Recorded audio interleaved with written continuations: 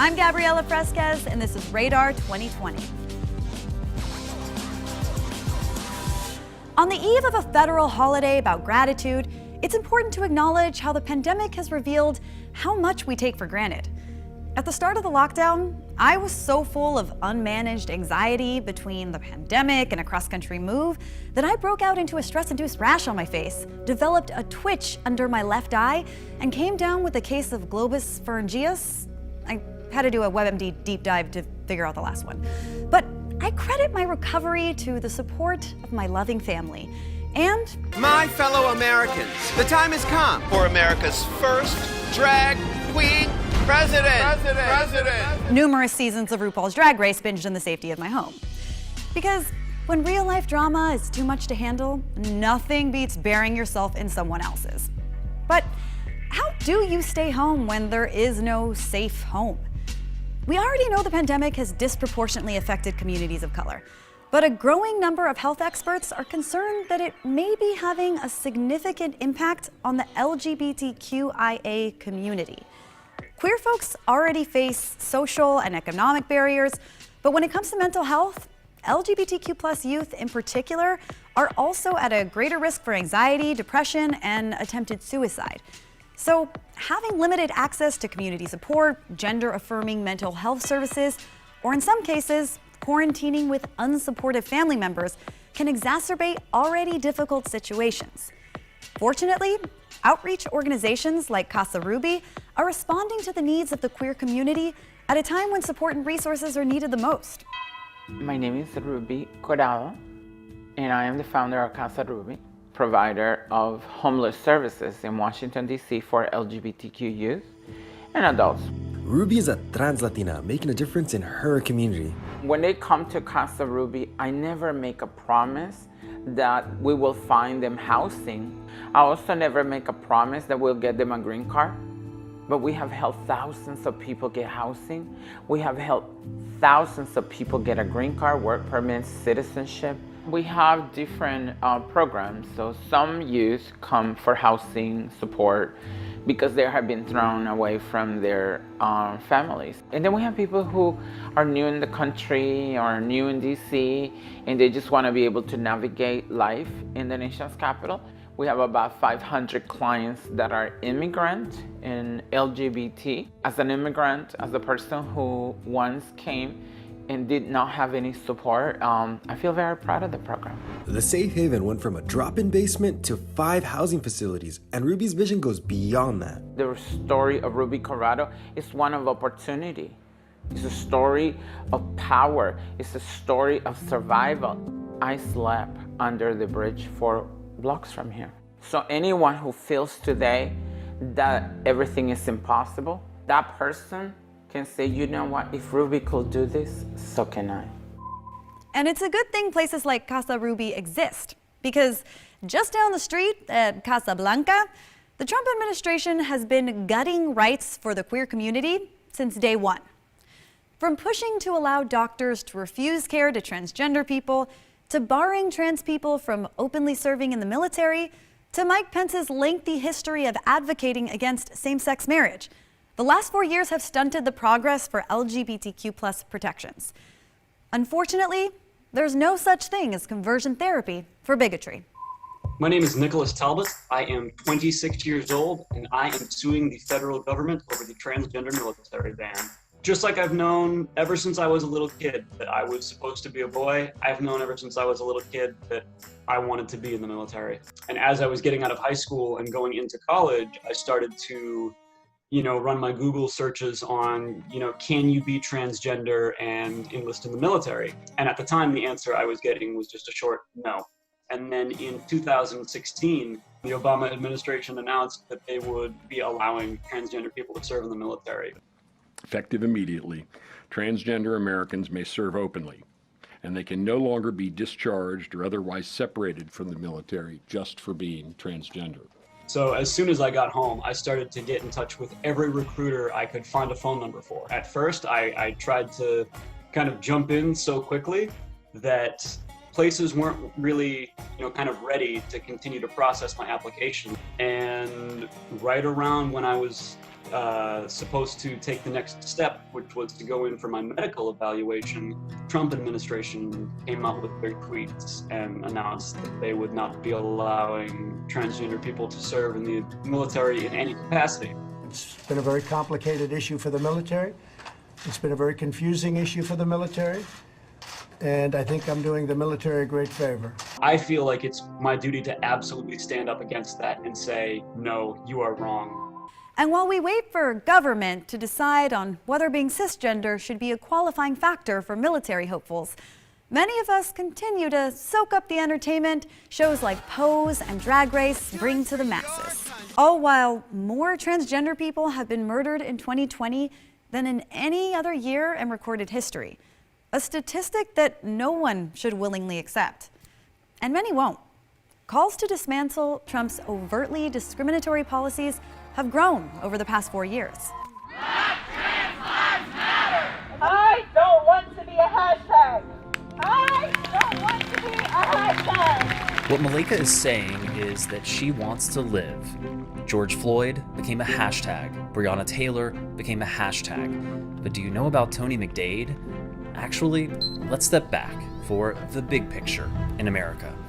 Looking back at 2018, the FBI counted the murder of more than 16,000 Americans. That means roughly 1 in every 20,000 Americans is murdered every year.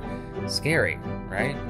Now look specifically at Black trans women. Their murder rate is much, much higher. 1 in every 2,600 is killed every year in America. That means Black trans women are more than 7 times more likely to be murdered. I should not have to fear for my life. This person should not have to tell a group of people how to be safe from police who are getting paid to protect them with their money. Now you might be able to understand what it takes, what it means for a trans person of color to take up a megaphone in front of a crowd. Show up for your women, because we show up for you all. To disclose, to demand that their lives matter. But 2020 hasn't been all doom and gloom for upholding LGBTQ+ protections. For one, we just elected what some advocates would call the nation's most pro-equality ticket in history, as well as over 220 candidates who openly identify as LGBTQ, meaning we'll have more representation at the tables where decisions are made. Also, back in June, the Supreme Court defied the Trump administration's urgings and ruled that the Civil Rights Act of 1964 does in fact protect queer people against workplace discrimination. A victory arriving just in time for the 50th anniversary of Pride Month celebrations in the U.S. This year, we witnessed World Pride play out online during a global pandemic, and the diversity of the LGBTQ+ community was evident. Close your eyes, don't peek, now I'm undressing. While I missed getting glitterfied on the streets of West Hollywood, there's more to being an ally than dancing half naked in the streets waving flags and sporting rainbow body paint. Although I'm going to strongly advocate for getting right back to that post-pandemic. Supporting the LGBTQ+ community means understanding its history and acknowledging both the ferocity and diversity of the activists who fought for everyone's right to live openly. It started June 2869, but it ain't over. It's 51 years later, and we're still fighting. Sylvia and Marsha started that. They ignited that flame to start marching, to start yelling, to stand up for our rights. The story is that a trans man was being arrested, and he turned to the crowd and he said, "Isn't anyone going to do anything about this?" Marsha P. Johnson or Sylvia Rivera, one of the two, they are the mothers of the movement, and both trans, one African American and one Latina, of Puerto Rican and Venezuelan background. Darling, I want my gay rights now! One of them threw something at the mirror behind the bar, and that ignited people that were fed up with what was happening. There are somewhere between 60 and 75 independent groups across the United States, maybe more now because they keep growing up overnight. It was hard. It was hard before Stonewall. We'd catch beatings all the time, get arrested all the time for not having the 3 articles of female clothing on or not having the articles of male clothing on. The cops were brutal back then. So it was really hard to, being out there on the streets in 62, 63, all the way up to 69 when Stonewall happened. The word got out to everybody, so the word came into Washington Square Park that there was something going down at the Stonewall, which was our bar, and we all ran up there. We were screaming, garbage can went through the window. The police were definitely outnumbered at that time. It was just a crazy, crazy, wonderful night. It was the first time it was like we all stood up to the police officers. LGBTQ youth need to understand that they're not the first ones here. We have a history, and we have transcestors, okay, that we can look back on and we can learn from. Sylvia Rivera, to me, means a great deal personally. She is someone that I model myself after. She and Marsha started STAR in New York City. They were activists who did a great deal of outreach when it wasn't even popular to do outreach for our communities, for homeless youth, for queer and transgender people that were out in the streets. These two individuals, Marsha and Sylvia, were at the forefront. And when they passed, thankfully somebody else picked up the banner, and young people need to know their names and honor them. The fight for basic human rights is a global one. And in Latin America, these 6 countries all allow same-sex marriages. Mexico almost makes the cut at number 7, but its policies have come just short of legalizing same-sex unions nationwide. That's right, a country whose national costume is this is still a little bit touchy about flamboyance. And although progress is being made, Latin America has a pretty dark past when it comes to LGBTQ+ rights, much less protections. But also, changes in the law don't necessarily translate into a broader societal shift toward acceptance. Take Brazil, a country known for its celebrations of sexual expression and home to international music sensation Pablo Vittar, arguably the world's most famous drag queen.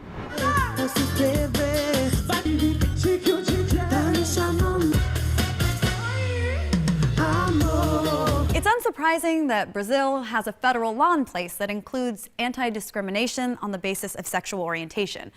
But shockingly, the land of Carnival is still the most dangerous place in the world to be transgender. And the country's president, Jair Bolsonaro, has a history of homophobia, going so far as to say he'd prefer to have a dead son than a gay one. But, even though his rhetoric sucks, I'm sure his economic policies are great. Plus, the guy could probably shoot someone in Rio in broad daylight and not lose a single follower.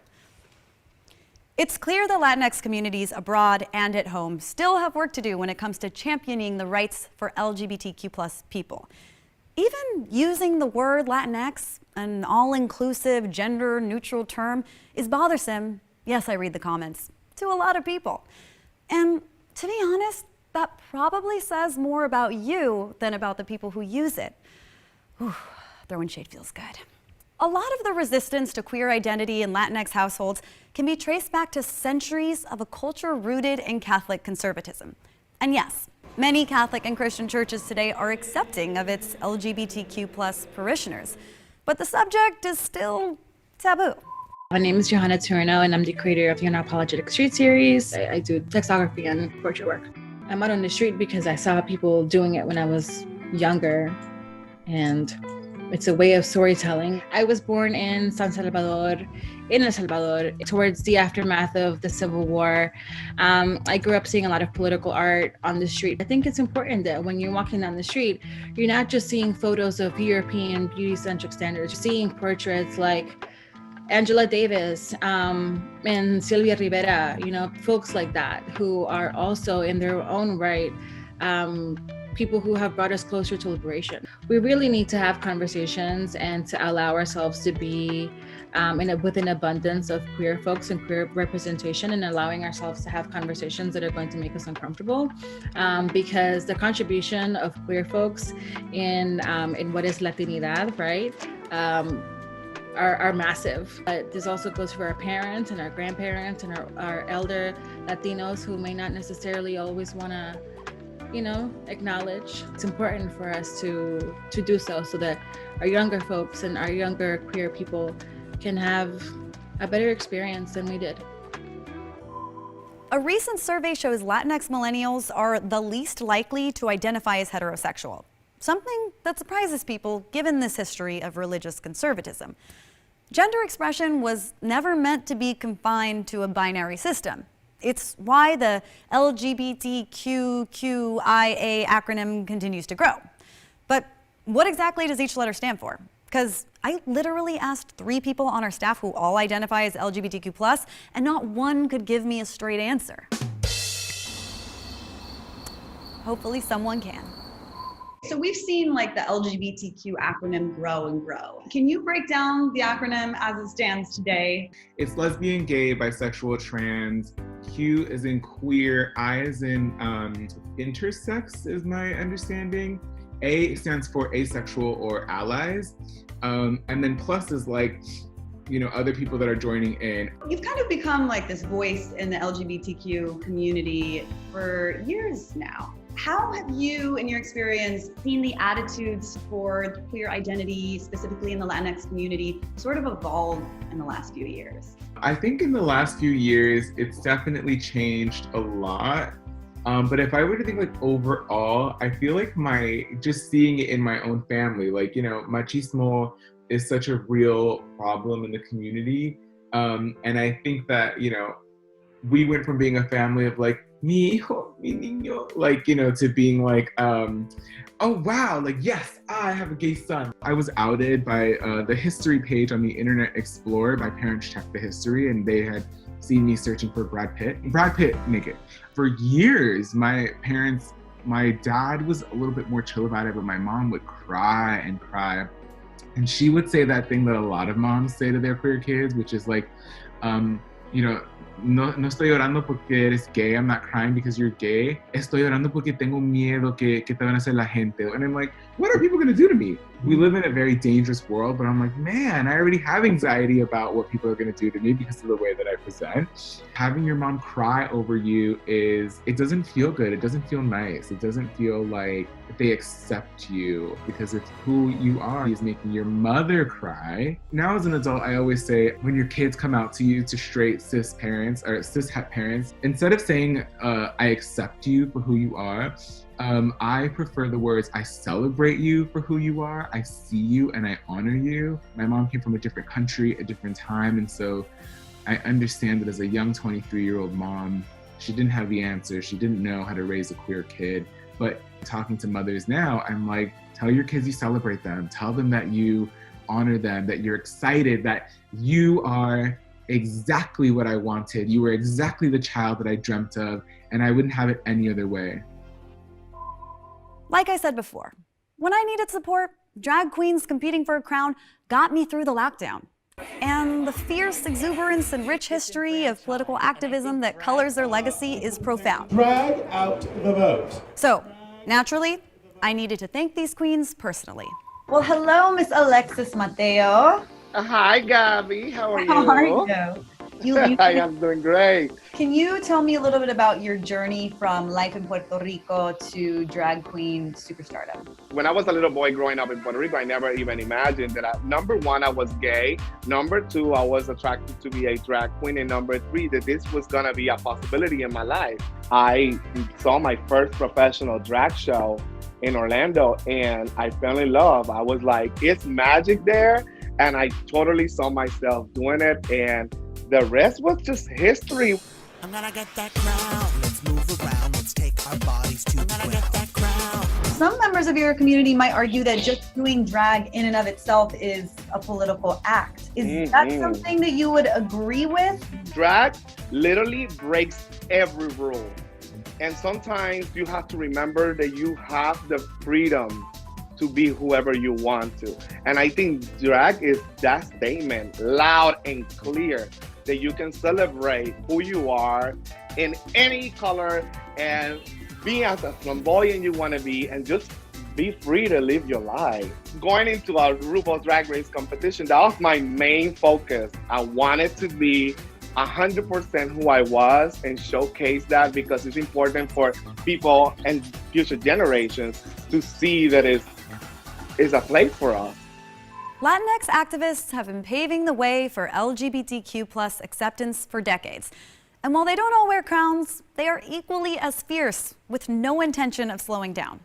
My fight or my organizing really began or started in my house.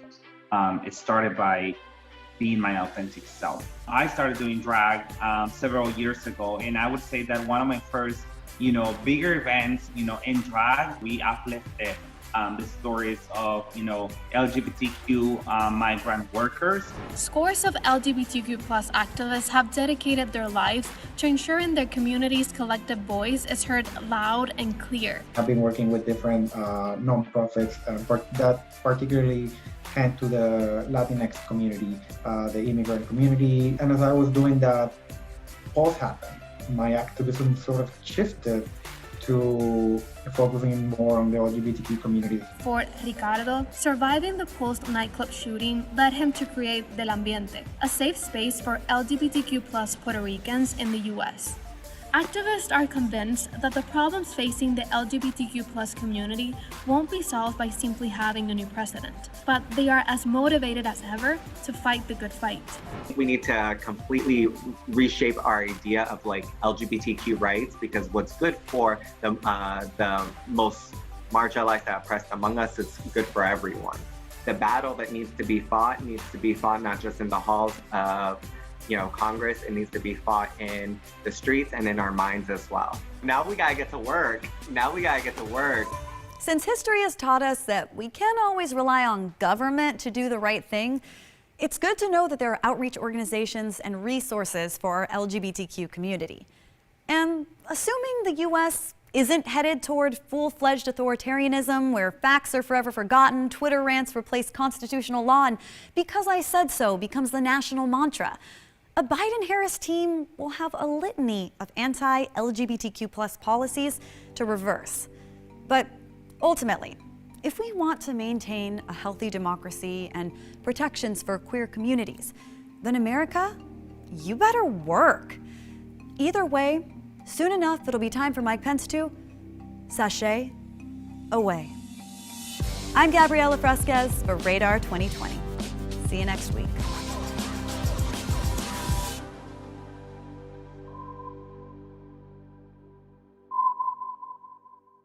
Thanks for watching Radar 2020. Please like, subscribe, and comment down below, and let us know what issues are important to you. But only the important ones, because the frivolous ones are so 2019.